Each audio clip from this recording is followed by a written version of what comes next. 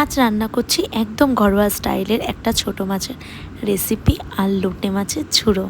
ছোট মাছগুলো প্রথমে ভালোভাবে ধুয়ে নুন হলুদ মাখিয়ে হালকা ফ্রাই করে নিতে হবে, আর লোটে মাছটা একটু সিদ্ধ করে নিতে হবে, কারণ তাতে গন্ধ থাকবে না আর রান্নাটা ঝটপটে হয়ে যাবে।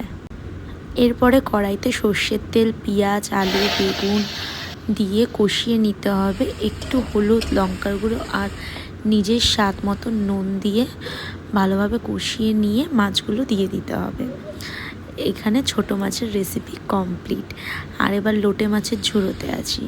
সেখানে আলুটা ভালোভাবে ফ্রাই করে নিতে হবে, করে ওখানে আদা, পেঁয়াজ, রসুন সব রকমের মশলা পেস্ট করে আলুর মধ্যে দিয়ে লোটে মাছগুলো দিয়ে নিতে হবে। যখন ফ্রাই হয়ে যাবে তখন ওপর থেকে কাঁচা পেঁয়াজ, কাঁচা লঙ্কা দিতে হবে।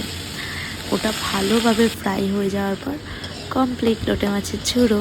তো এখানে পেঁপে আলুর তরকারি করে নিচ্ছি। তো তোমাদের যদি ভালো লাগে তাহলে অবশ্যই লাইক করে দিও।